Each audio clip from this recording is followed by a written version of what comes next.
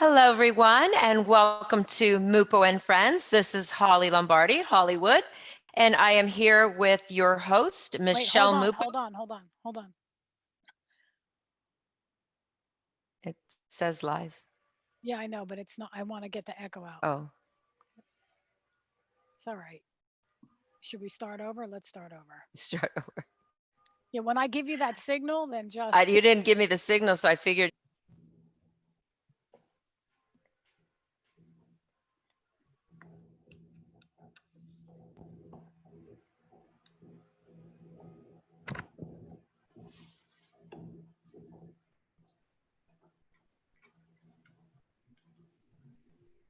Hello, everybody, and welcome to Mupo and Friends. This is Hollywood, and I'm here with your host, Michelle Mupo, and my beautiful co-host, Heather Hernandez.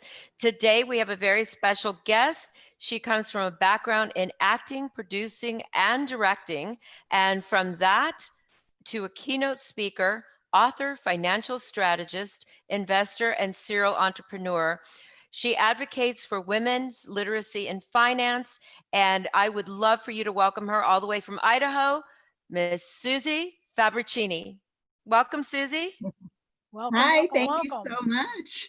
Hi, Susie. Hi, I it's such love an your honor to be here. smile, your dynamic smile. It makes everybody so happy. Every time I see that smile, I feel like you've got this secret to tell me, this thing you're going to let me in on. So, Les, speaking of letting us in on things, let us in on, for those that are not familiar with Susie, a little bit about your background and how you came to be. It went way long time ago when I was 5 years old. I was crying to my dad because the boy across the street had pushed me down, and he made me get up, go back across the street, and push him back.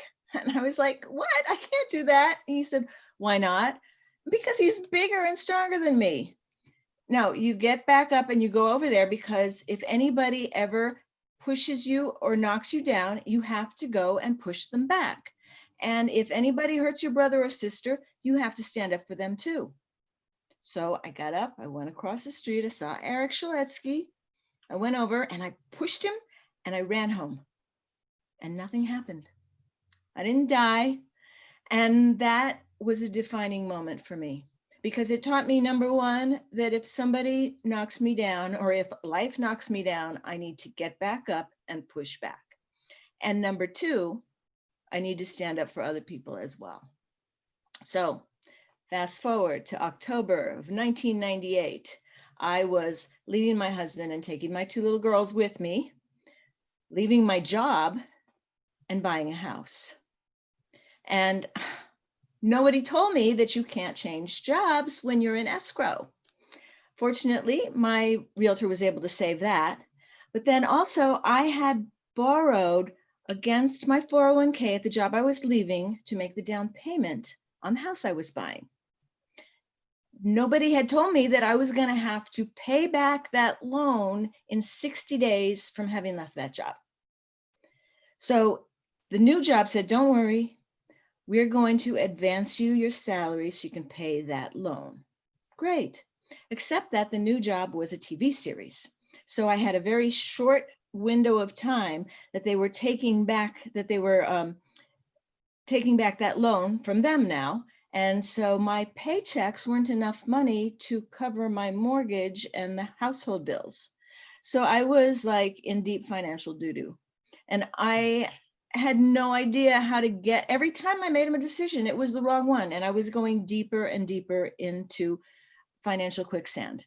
And nobody around me could help me to figure it out, because they didn't know anything more about how all this stuff worked than I did, because they were all in entertainment as well. And working in entertainment, when you're making money, you're making good money, and you don't worry about the future because you always think you're going to be making that money. Yep. And then when you're not working, you have no money, so you don't feel like you can do any planning. So financial planning and financial literacy was just not a thing in our group. So I had to figure it out myself. I found a girl who had educated herself and had gone from living on a houseboat with her boyfriend to being retired just by self-education about money. So she started passing me books to read, and then I started studying and going to workshops and seminars and learning as much as I could. And I decided that once I got this stuff figured out, I was going to help other women. So that's when I started to get more and more interested. And then I ended up ultimately getting a job in the finance world so I could learn it better. And I was so amazed at all the things that I had never heard of, and that I'm sure a lot of other people hadn't heard of either, because financial advisors don't really talk to people that don't have a lot of money for them to deal with, because that's how they make their money. So unless you've got $500,000 sitting around for them to play with, you're not going to find out about all the little subtleties that there are. And so I became sort of a Penn and Teller of finance. I wanted to like pull back the curtain and show the tricks and how all this stuff is done. And so I'm still doing that. I'm still trying to do all that and teach women that there's so much that they don't know that they don't know. And a lot of the reason for that has to do with the way that we're raised and society. And there's so many little subtle things I could tell you about that we don't even realize that are going on, and that the people that are doing it don't even realize. Parents don't realize the things that they're saying to their kids and how that's translating deep down inside in their subconscious. There's just so much going on. And so I'm going to start my stream of talk here and let you guys Subliminal messages I that could actually we're listen to born her all into. day. You started a coaching called Fun and Sexy Finance Coaching. Great name. I love it. Absolutely great name. What was the reason for the fun? What's the fun and the sexy Well, you know what? of finance? Part of it is because when I went into finance, I was working for a while as a financial advisor kind of person. And I would go to networking events, and I noticed that if I went up and said hi to somebody, especially if I went up and said hi to women, and then they said, "What do you do?" And I said, I'm a financial planner or financial advisor. You could see them sort of like get smaller and cringe and start to step backwards and, go find somebody else to talk to, because they're intimidated and they're scared and they don't want to talk about it. It's an icky subject. And I had to figure out a way to make it less icky, because it's so important. But it does sound, because I was a photographer for a long time, and I would go to those network meetings and people would say, "Oh yeah, I'm a financial planner. If you need any help with anything, just let me know." And I'd be thinking, help with what? What does that mean? I had no idea. And so, so ultimately, because I was also very involved in the arts community when I was living in California, I decided to write a book that was really plain language about what financial planning is, so that artists could understand it. So I wrote a book. It's called Protecting Your Assets from the Zombie Apocalypse. And it's got pictures of zombies chasing after a guy on the cover, because I needed to make it clear that this was not your father's financial book. And there are no financial terms except one in this book, and that's net worth. And I explain what net worth is and why it's important.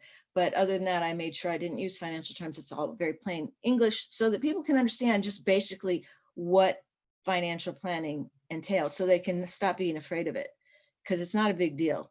And it's just a part of our lives, but some of us deal with it and some of us don't. Most of us don't.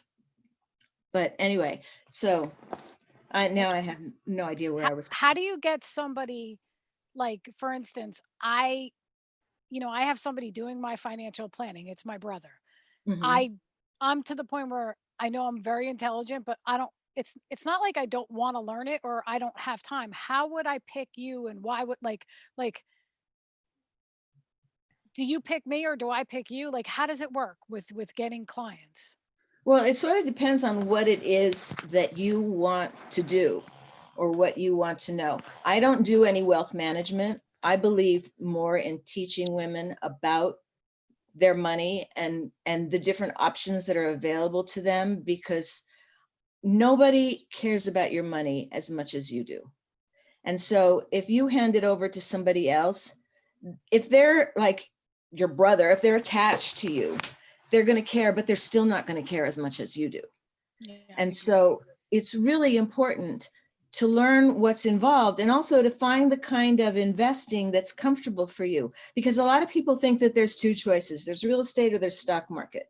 But there's like all kinds of other things in between and around that you can look at. And so that's why I try every once in a while to do some kind of public speaking or take an opportunity to talk about these things. And in my I started a private Facebook group for women only so that we would have a place to talk, because that's a big deal.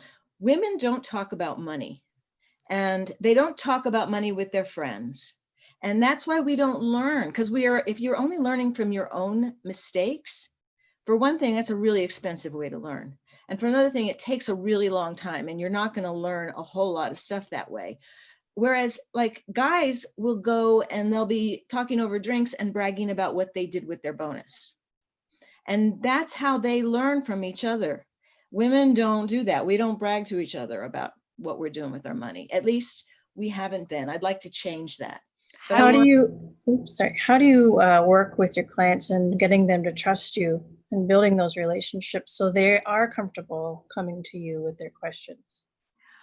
Because I start from free opportunities so that they're not having to pay me for any advice. So that's why, like my Facebook group, I had a free meetup group before, and now it's changed into a Facebook group because COVID. So we used to meet in person, now we meet online, but now we meet in Facebook. And I just trying to create a space where we just all talk about money and share. There's no charge involved. You just have to be a woman and be interested.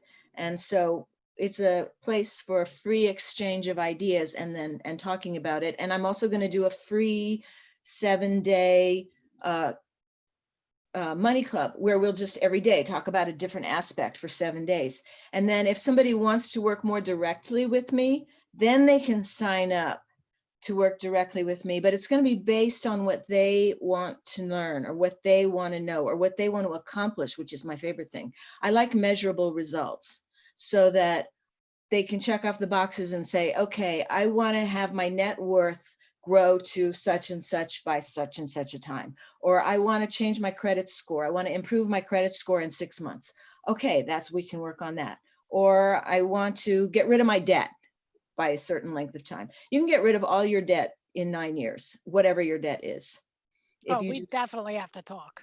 If you just plan it and you just stick with the plan, you can do it. The whole thing is planning. If you just want to cross your fingers and visualize it, it's not going to happen. You have to actually plan it out and figure it out. And one of the best ways to do it is to actually put the numbers out there and be accountable to somebody. And I just started that in my group because I heard somebody say, they said, you can't go from rags to riches overnight. It takes 3 years. And I went, 3 years, I'm in. And so I put it out in my group. I said, who wants to dare me to do this in 3 years? I have a company, a real estate investing company. I said, who wants to dare me to take my company to from like, I figured out that I had a minimal amount of net worth in my company, my business. And so I want to take it to $4 million of net worth in 3 years. And so I said, dare me. So they said, I dare you. I double dare you. I think they said double dog dare you was the term. And somebody else triple dog dared me. So I said, okay. So I put down my numbers and every month I'm going to report back on my numbers, because it makes it like a game and it's keeping score and it makes it fun that way. And what I've noticed too is that I'm seeing a lot on Instagram of women that are putting their numbers out there and saying, this is how much debt I have. And every month they're putting out how much they're lowering their debt by. And by knowing that they're going to put those numbers up there, it inspires them. And then the more people that are doing that, the easier it is to do it, because there's courage in numbers. Just like on the dance floor, you don't want to be the first couple to go out and dance, but once that first couple goes out there, everybody gets up and dances. Yeah.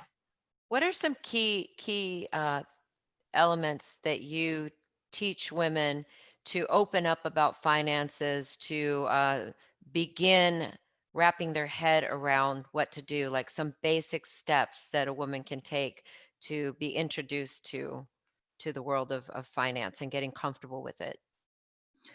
I think a big part of it is being open to the conversations and just listening to the language and how things are going. Stay away from the men's groups, because the men love to throw around the big financial terms because they're kind of showing off. But those terms can be, it's like learning a new language, and that can be intimidating.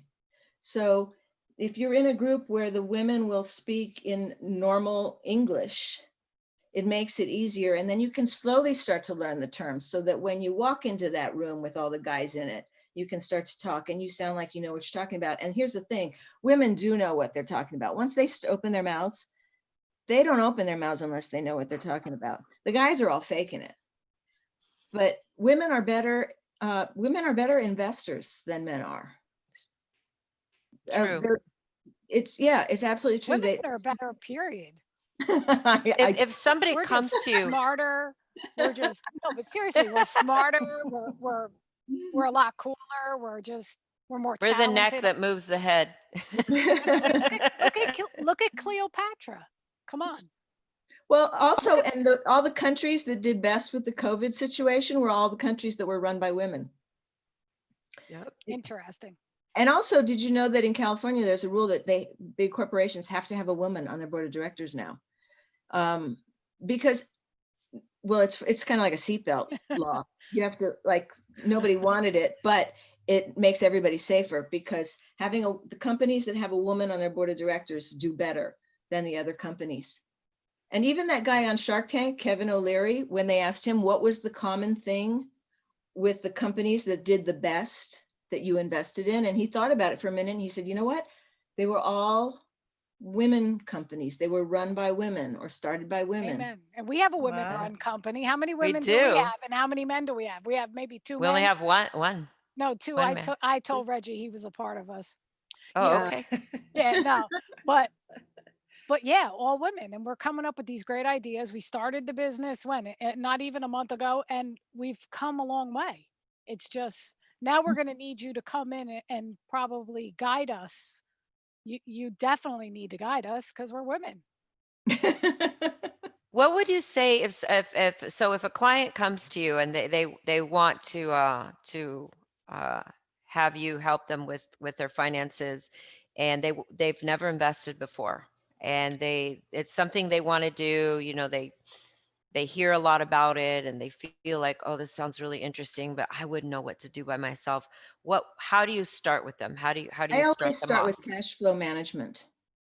And so if they have their own business, we look at the relationship between the business finances and their personal finances. Mhm. If they don't have a business, then we're just looking at their personal finances, and we organize it, because every decision that involves money is an emotional decision. Mhm.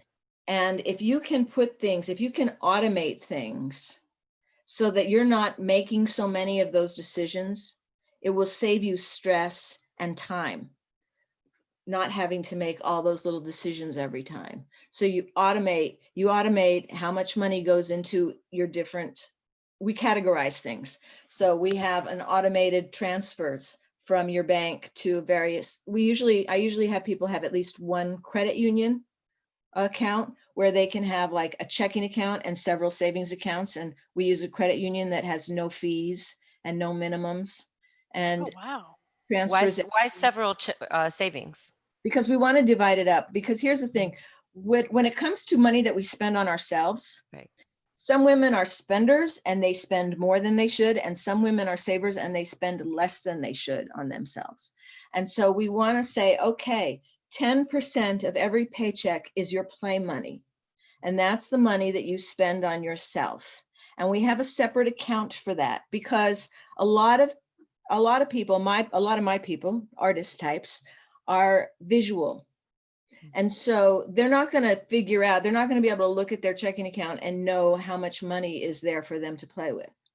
So we do a separate account, and the money automatically 10% transfers over there every time they get paid. And that way they have a separate, it's a debit card. And I put a little sticker on mine that says fun. So I know that that's the fun account. And then that way, when you want to go out to dinner, someplace fancy, you can see how much, you look at your account online, you can see how much money you have available to you. And that's what you can spend that day and or that month or whatever. And it makes it just easier. Like when my husband and I went on vacation, we weren't sure how much money we had at one point in the fun account. So he gave it to the waitress and he said, see if this goes through because we're not sure if we have enough money in our fun account or if we've had too much fun already. And so I love it. What do you say to clients when they run out of their fun account and they want to run into the other account? You really, if you need to, like if you're on vacation somewhere and you need to run into the other account, it's better actually if you have like one credit card that you know you Right. can then pay back into that. In fact, a lot of my clients will run things through the credit card and then pay it back immediately out of the fund account so they get those points added up for travel or whatever. I have a Delta American Express card, so I'm collecting points, and that way when I go on vacation I don't have to use all of my fund money because I can use my points for a lot of it and have a better vacation that way. Do you believe in an emergency fund? Oh, absolutely, but I don't call it that. You want to call it a peace of mind fund because what you speak, you manifest. So if we call it a peace of mind Right. fund, we manifest peace of Peace mind. of in mind. emergencies. Yeah, yeah. And I believe that the more volatile your income is, the bigger the peace of mind fund you need to have.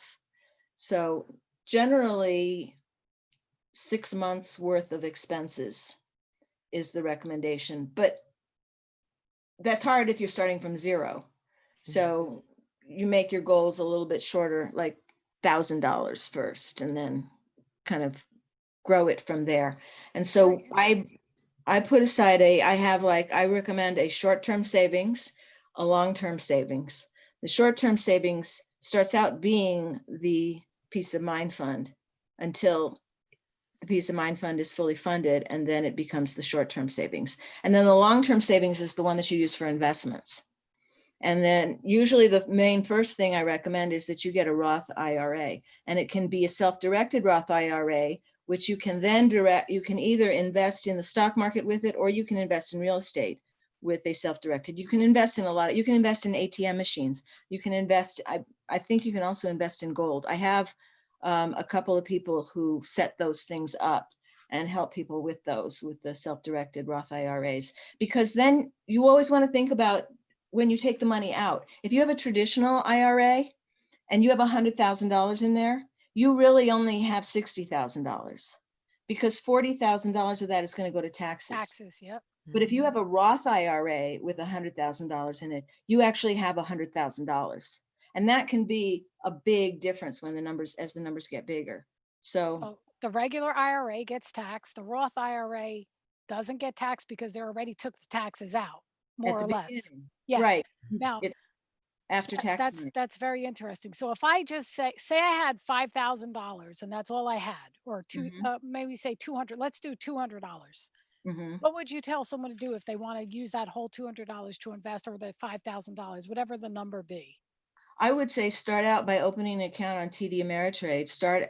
Open a Roth IRA account on TD Ameritrade, because you also want to get the clock start ticking on and you guys are all really young, so it's not as big a deal, but you can't take the money out. I'm 52. I mean, I'm going to be 53 shortly, but thank you. So the money has to season for 5 years before you can take it out without paying any fees. Now, when you're younger, the money has to stay in there without, keep it in there anyway. But from the time you start your first Roth IRA, that's when the clock starts ticking. So even if you don't do anything with it, but you put the money in there, at least it's in there, and it's starting to age. But the other thing is that, what's the other thing? Oh, you're limited in how much money you can put into a Roth IRA every year. So generally speaking, If you're under 50, you can put in, I think right now it's $6,000 a year. You can put in 7,000 if you're over 50. So you want to start building up the money in there ahead of time so that you can build it up to a point where it makes sense to invest in real estate. And I'll tell you, there's different ways of investing in real estate too, because they'll be like, if you get into a circle where you know real estate investors, a lot of times they need money for just this little thing or that little thing, and they might just need $5,000. The lending. Yeah, you could lend them the $5,000 out of your IRA account, and you can charge them 10% interest. And then the interest goes back into your account. Now your account is earning 10% interest. Is And that the average interest? Because I heard there's also 12, 14% you can ask. Yeah, there's different amounts. There's different percentages depending, or you could do a flat fee. I recently lent somebody $7,000, and I had a flat finance charge of $700. And so that was over a period of like 4 or 5 months. What's So the that was- turnaround time? It varies it depends on the project. So the guy that I was lending to was a contractor, and he was going to fix the house up, and then he was going to sell it, owner finance, kind of selling it so that they would give him a deposit. And so that's out of the deposit, he would have paid me, he was going to pay me the money back. But then he's collecting the rent every month from them. So or the mortgage payment or whatever, the loan payment from them. So that's where he's making his money. And the immediate down payment goes to paying me back for the money I lent him to get a hold of the property in the first place. How do you find these people that in order to do that? Or does someone go through you? I found them by I go to real estate investor clubs. Mhm. And so I meet a lot of investors that way. So the thing that amazes me about you is that you're guiding women to be better and smarter and wiser, like I should say, with their choices in life. Now getting back, I'm just going to make a valid point because I know we have kids listening to this. So I know for a fact, if when I was 18 years old, if I would have listened at 18, I would have had a ton of money today. Now think about it, because in 1990, the average person that was working, like, you have two income home, right? So one income would be, or even two income would be $52,000, right? Or $53,000. In Mhm. 15, it only went up to like 55 or 56. Now it went up a lot last year, but now it's also going down because of COVID. So the thing that I want to say to these young kids, like, especially the women today, like Susie can help you create an empire. So it's very important. Like I'm seriously, I'm very intrigued by money. I love money. Money comes easy to me. I say it all the time. I believe the money's coming in my checking account right now as we speak. I'm seeing it pouring right in. But I'm gonna contact you because I want to learn how to invest it so that I have it later on down the road. Because there's people like me. I get money, I spend it, Mhm. because I look at it as, and I was foolish because when I was younger I looked at it as, hey, you know what, I might not live tomorrow, so let's just live today and party on. But then Right. you're saying, like, I'm 52 years old, going to be 53, and granted, I invested in the company here, and everything I do, you know I am very successful with everything I do because I make it happen. But Mhm. there's kids out there that don't realize you need to start young. Like Heather, your daughter should start young. Like every I little want bit to she should tag get.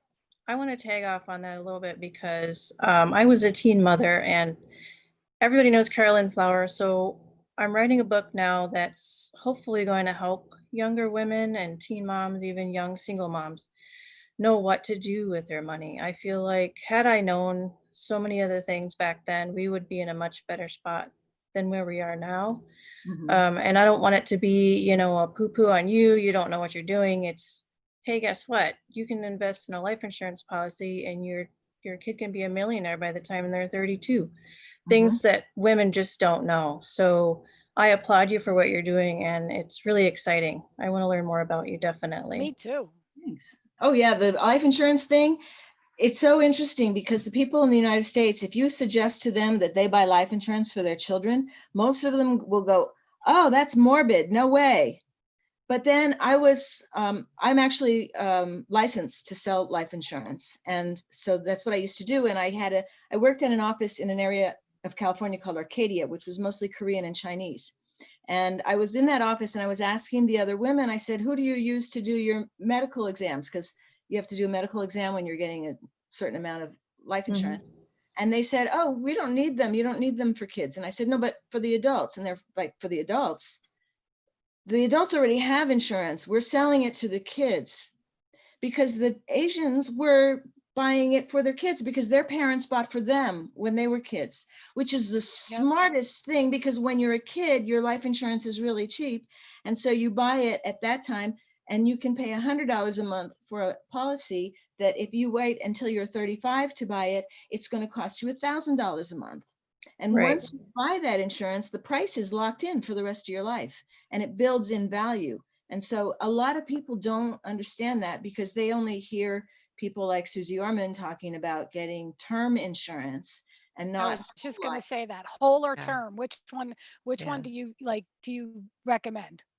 Yeah, I say it depends on what you're going to use it for. Sometimes I will stack 3 different kinds of insurance because there's one kind of insurance that I think, like if you have a mortgage that you need to cover so that your family doesn't have to move if you pass away, then you get a 20-year term policy that covers the amount of the of the mortgage. But then you also want to have life insurance that's going to last as long as you do, because term policies only pay out 2% of the time. They either expire or people give them up or whatever, people drop them. They don't pay out, but whole life policies pay out 100% of the time. So it's a much better investment. And you can borrow against it, like your 401k at work, only you're not going to leave and have to worry about having to pay it back right away. You can pay it back whenever you want to or not at all. So I have a question. So if I do a whole life, I'm 52 now, so I know I'm going to live past 100. So at 100, I'll get my money, right? But what happens if between now and that age of being 100 years old, if something happens and I can't make the payment? There's different things that you can do. It depends on what happens that you can't pay the payment. There's sort of like an insurance policy on your insurance that you can pay a little bit extra for, and it covers if you should get sick or something, your premium is taken care of. So there's that. Or there's other different kinds of things that you can do. Like if you have a whole life policy, you can borrow against the policy to pay the premium until you're ready to. Yeah, because I think I want to get out of my term. We're going to have to talk. Yeah. We will. Where, Definitely. and you take clients from anywhere? Yeah, I mean, it all depends. It depends on a lot of different things, and it depends on what they want to do. Because like if they're looking for somebody to manage their money, I'm not going to do that. I do health insurance, but I only do health insurance in California because it's too confusing everywhere else. Even in Idaho, I won't do health insurance in Idaho because the way it's set up here is crazy. New Jersey too. Nobody wants to touch New Jersey. Yeah. So there's different areas that are like that, different pockets. And so there's different things that I can do in different areas, but I can give advice anywhere. Anywhere. And you're doing, you said you're doing a 7-day money club. It's starting July 20th.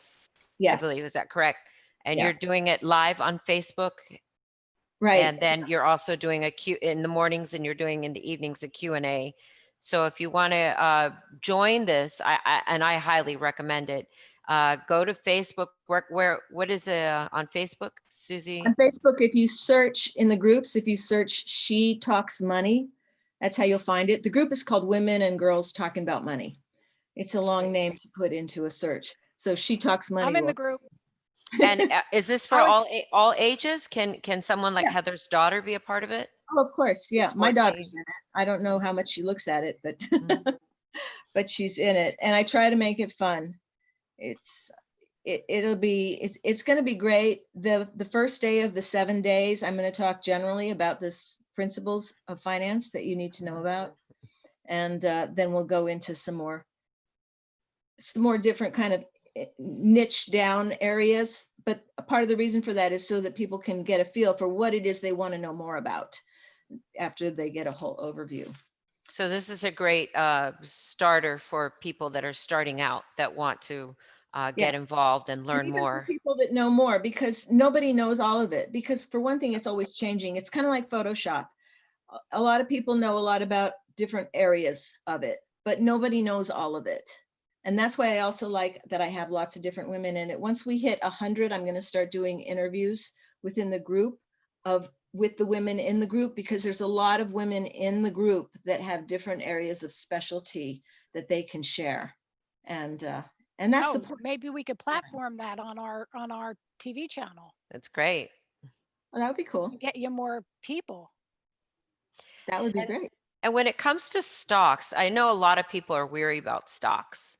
I know that you know it well. Can you explain what the how your outlook on that? Because a lot of people say, "Oh, don't invest in stocks. You can lose a lot of money." There's been People some. that are scared say that. But here's the thing: you can. Well, if you I've heard some successful people say that though. I won't say names. I'm but- going to say names. Grant Cardone said it. Yeah, well, maybe he lost money in stocks. But if you do anything that you don't know what you're doing, you risk losing. And so, like, if you went and played Monopoly and you didn't know the rules, you would probably lose. Plus, You're not going to get boardwalk. Yeah, but plus Grant is a master at real estate. Yeah, So he has, that's his area. Yeah, and so I'm a jack of all trades. So I know. It's because you're a woman. The dynamic. I know just enough about different areas that I could hurt myself, but also I know because I'm cautious, and most women are. So what I tell women is, don't invest in areas that you don't know anything about. Invest in the stuff you know. If you invest in products that you understand, that you use. So like, I'm vegan. So I knew from my experience shopping that the stores were having a hard time keeping Beyond Meat in stock. And we even talked to the butcher guy at one of the stores. I said, why don't you have the Beyond Meat yet? And he said, I can't get it in, or I can't get the sausages in yet. And every time I get it in, it sells out right away. So I'm like, I'm buying that stock. So I did. And the guys on Wall Street keep saying, because it keeps going up. And the guys on Wall Street are saying, oh, this fake meat thing, it's just a fad. This isn't going to go anywhere, because they're not vegan and they don't understand.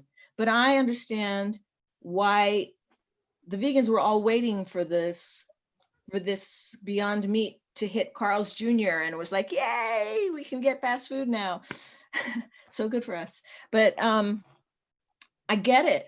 And so I invest in it. But because I'm in that area, I will see if somebody else comes out with a better product and everybody starts to swarm to that and they start to lose their share of the market. I will know before the numbers show up on Wall Street. And that's when I will know to sell. That's the thing, is to know when to sell. So if you're using a product and all of a sudden you notice that the customer service isn't as good as it used to be, or that they are not continuing to innovate, then you know that's time to sell. And you will know before the guys who are using all their numbers and their graphs and their charts. Same thing, like when I used to go, I went horse racing one time with these guys, all these men. They had their little newspapers with all the statistics, and they're sitting there drinking and smoking and looking at the papers.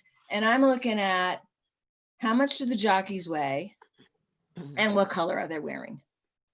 And these guys are betting pots of money on horses to win. And I'm going to bet a little bit of money on the horse to place. So if you're betting to place, there's more options on winning. And so my horses were coming in second and I was making money. And their horses that came in second, they are losing money. But that's the difference between, I think, how women invest and how men invest. So these guys were hating me because I'm walking back counting my money every time, and they were all swearing and ripping up their tickets. None of them won, and I won every time. And that's kind of like how I feel like that's how you approach the stock market. bet smaller amounts of money, because it is kind of like betting, I bet love it. smaller amounts of money, but do it in ways that make sense and protect yourself. If you could learn options, options can be one of the safest ways to invest. However, it also takes more brain power, and you have to spend more time learning options. You have to like practice for a year with fake money, I think, before you go and start putting real money into options, because you got to really know what you're doing. But with options, the way that options works, you can protect yourself by going on the high side and going on the low side. And but most people say options is too risky because they're not learning it well enough. And they hear stories about the people that didn't bother to learn it well enough and lost big pots of money. Because if you don't do it right, you can lose more money than you put down. The safe thing about stocks is you can never lose more money than you put down. And for anyone that's not familiar with options, can you explain what options are? Options is like instead of actually buying the stock, you're buying the opportunity to either buy the stock at a certain price or not. So when you buy it, you say you're going to buy it at this certain price, and you have a time frame to do it in. And if it's coming to the end of your time frame and it's not looking like it would be a good buy, then you drop it out. And the only money that you've lost is what you spent to buy the option. It's kind of like there's options in film as well. Mhm. You can option a script, Right. and it's a similar kind of a thing. It doesn't cost you a lot of money to option a script, or it doesn't have to necessarily. I optioned a script for $1 one time. You can option a script for a really low amount of money, and then you either, at the end of your option period, you either let it go or you renew your option or you make the film. And that's kind of like the same thing with the stock market. That's sort of how that works. Thank you for that, because I Thank can relate to you. that. Do you That have any terminology. advice? Do you have any advice for small business owners in today's climate on what they should be focusing on? I know that small business owners are always focusing on growing their business and getting more money in the door. But the other thing to remember, it's not just how much you make, it's how much you keep. And so it's really important to put in your mindset to focus on profits.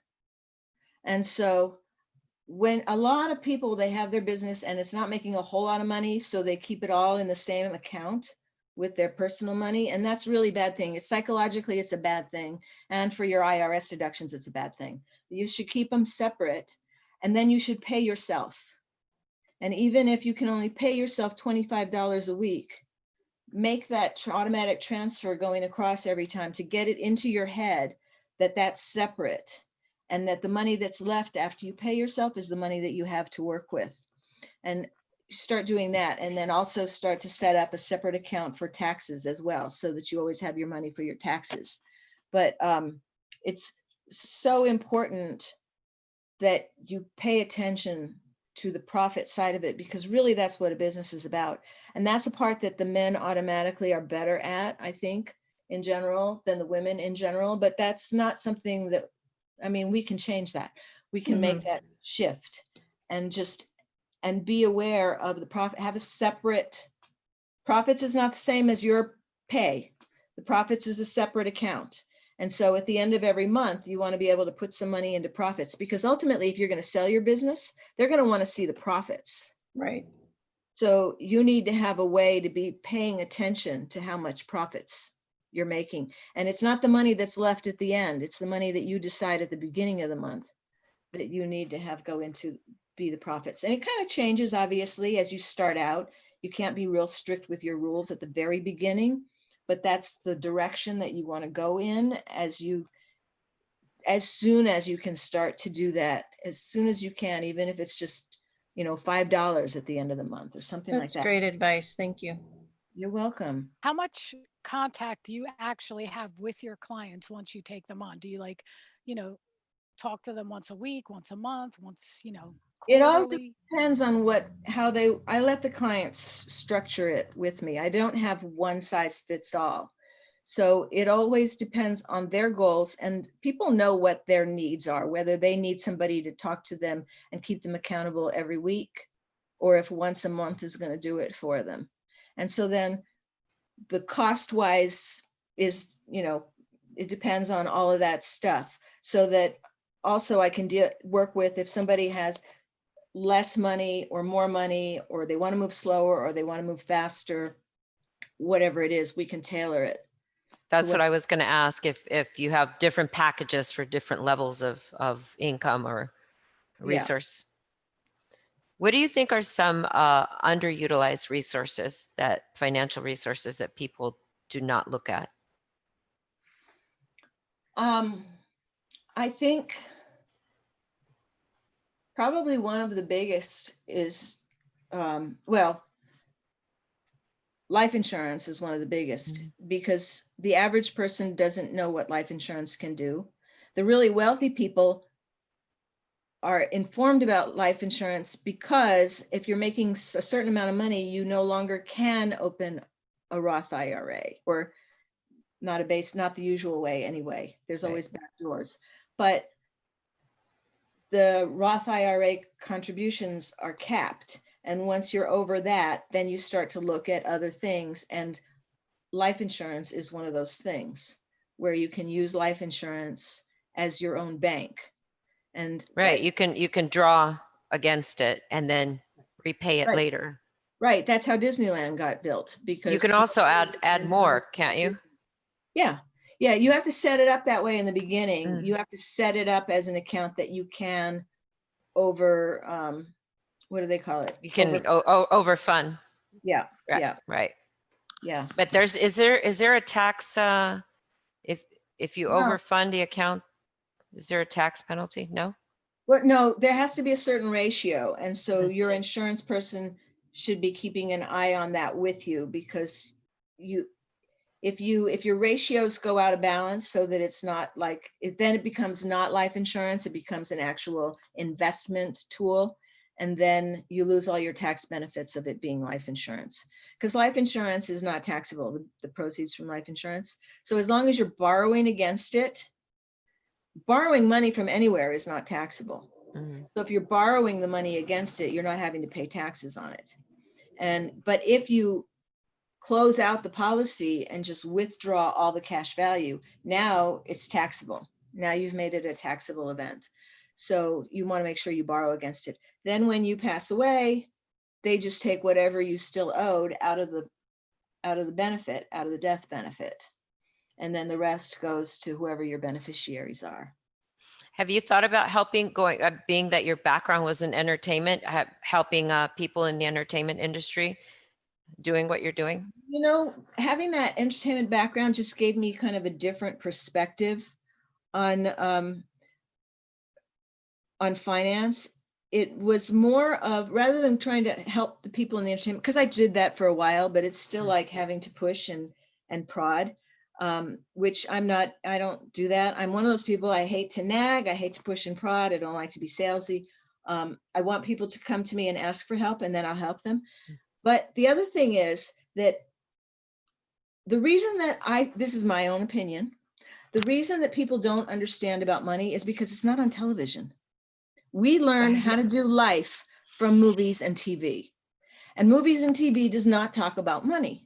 So that's why we don't know about it. We learn about politics. We learn about relationships, mostly relationships. We learn a lot about relationships. We learn about lavish spending and living those kind of lifestyles, but we don't learn about smart money habits, because there's no shows about that. So in the back of my mind, I keep wanting to do a dramedy that would be a series that helps people to learn about money, not because they sat down in front of the TV to learn about money, but because they sat down to be entertained, and the byproduct was that they learn about money.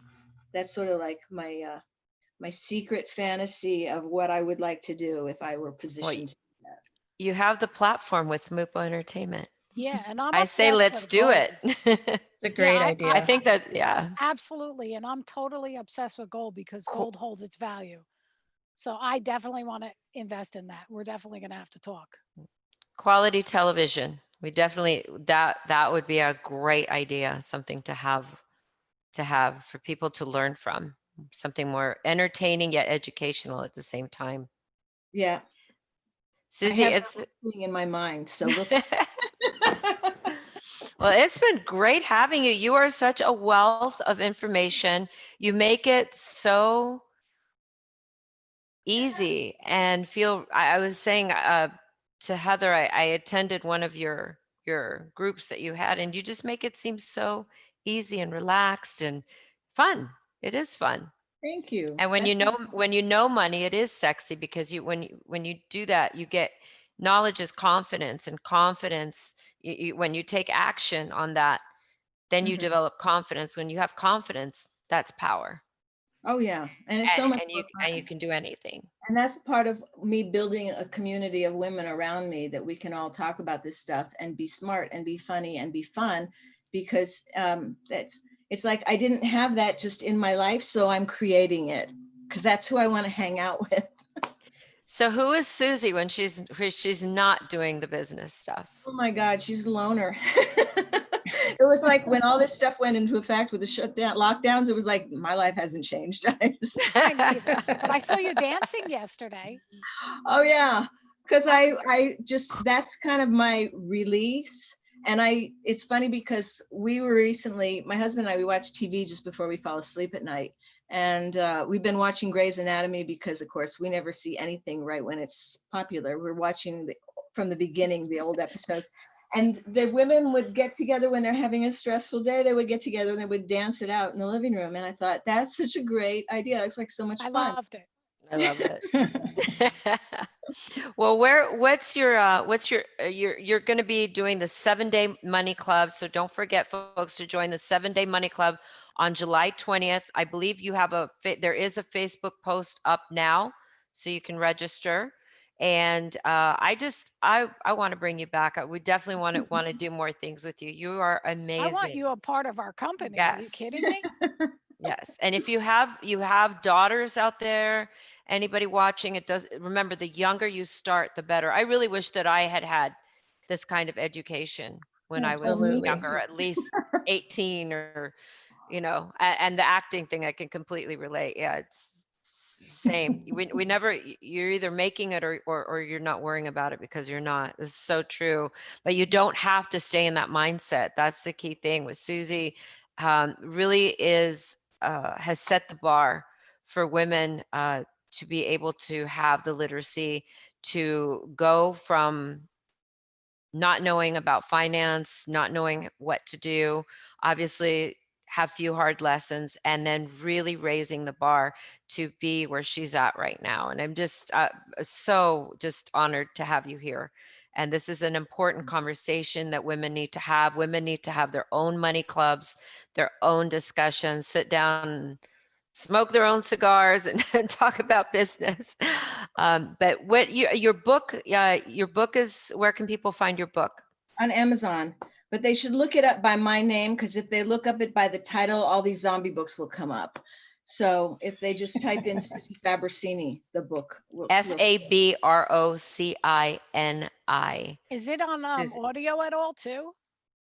No, it's not. I had a friend who suggested that I do that, and I think that's a good idea. I just keep forgetting.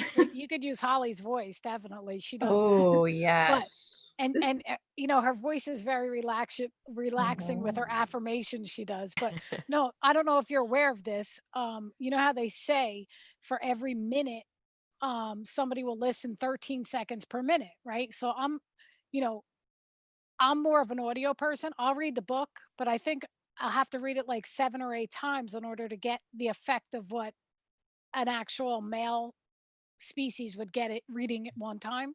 And I don't know if it's just because women can do more, and we use both our right side and our left sides of our brain where men don't. But the fact is, I we can actually, I think you should do audio on that, because I think if you want to hit women, being intuitive as I am, I see audio being so superb for you. Mhm. Um, Yeah. and believe me, when I say something, it happens. It's no, I'm not kidding. I don't know if how that happened in life, but I could say to somebody, "Hey, I could see you, like, you're going to be the president someday," and there they are, the president. So I'm not even going to go there on that one. But it's true. I think when it comes to certain subjects, like a story is beautiful when it's narrated by a good voice. But seriously, for me personally, when I listen to something that is like if it were to be finance or on a Information oriented. self-development, information Mhm. oriented, I really like the author, the person that is giving me that information. It Mhm. works better for me when it's in their voice. So if I'm listening to you, like I enjoy listening to you, hearing it because it's your story, it's your passion. And I think it would be so effective if you recorded your audio. And you Yeah, would be definitely. amazed at the journey that you would have. It's cathartic too, that I know from people that have done their own audible. It's amazing what comes out. A new book might come out of you even. So, but we'd love I'm to. gonna go to One in the storage. wings. So There's one Are in you the doing a new one? Well, yeah, because I'm going to do a book on changing your money story. Um, because nice. a lot of women have a money story that started out from their first interactions with money or my money story started out with Shirley Temple movies. And if you've ever watched Shirley Temple movies, I watched them when I was little. They used to play the black and white reruns. Animal crackers. Exactly. I would sit there in the big comfy chair by myself and watch them every Sunday morning. And she was a poor little girl all the time. And there were rich people around her that she would teach them about life because they were usually kind of shallow. And in my mind, it was noble to be poor. And it went along with being a good girl. And so I would be like, when I lived in New York, I would like look into the window. I'd walk around Chelsea and look up at the windows and wonder what's going on inside there, because Shirley Temple did that kind of stuff in her movies. And I would be like the little match girl in my mind. And I romanticized being poor, living in the, working in the theater and having just enough money, but it didn't matter because all your friends and all your misfits were all together in a big family of the theater. And that worked fine until I had kids to support. And then all of a sudden I wanted to have more to give them. I didn't want to be satisfied with just looking into the other windows and wondering what was going on. I wanted to be on the other side of the windows with my kids. And I'm still trying to, like, now I feel like I'm playing catch up. I want to leave a legacy for my kids to kind of make up for their childhood when I was in the financial quicksand. And so I think changing our stories and making it okay, because I still run into women who feel like money and power are evil things. And we need to, for a lot of us, we need to just change that story and rewrite it. So I'm going to rewrite my story of the little girl who becomes wealthy by helping other people. Beautiful. I love that. That's beautiful. Thank you for being here today. Really, Yes, thank thank you you. so It's been much. an honor. And this is Susie Fabrocini. And this, if you don't know her, you need to go find her and follow her and read her book. And we're going to post all the links up above. Susie, where can people find you? Where else? Well, there's my Facebook, and then I also have my email is really easy. It's susie@susiefabrocini.com if they wanted to email me. And And yeah, you're on Instagram I'm on as Instagram at @sfabrocini. okay, That's where awesome. I'm most active. Yeah. Instagram, Facebook, and we're going to post all the links. And we're also going to post the link to where you can find her book as well. And we look forward to your audio, your new book, your show idea. We're definitely going to collaborate. And if people want to reach you to be a client of yours, where do they go? They can email me at susie@susiefabrocini.com, but I would Okay. recommend that they join my Facebook group and get a good feel for who I am and how I operate Right. before they, make a decision. And there's also a link in my Facebook group. There's a link where they can sign up for a free call with me, phone call, and then we can talk more directly about what their needs are and see if there's a match. Awesome. You're And amazing. I have two questions for you before we go. I like to ask people different questions. what is your life dream? Like you want when that day comes, whether it's 100 or however your timeline is that you want to depart into the next world, what do you what is it that you want to have completely accomplished? I want to have helped 100,000 women to achieve financial independence. And finish this question, this statement. I believe.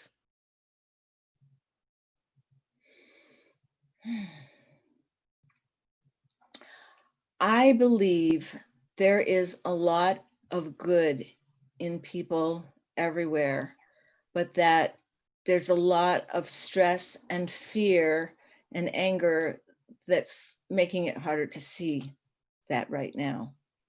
And hopefully it will come out of the other side of all of this with better X-ray vision so that we can see the good. Amen. Thank you. It was lovely having you. Thank you, Susie. Thank you, everyone, for joining us. And we hope that you have learned some things that perhaps you didn't know and that you continue to follow Susie. And again, I will post the links up above. Stay tuned for next week. I want to thank Michelle Mupo for having me as her co-host on this show. It's such a pleasure to be here.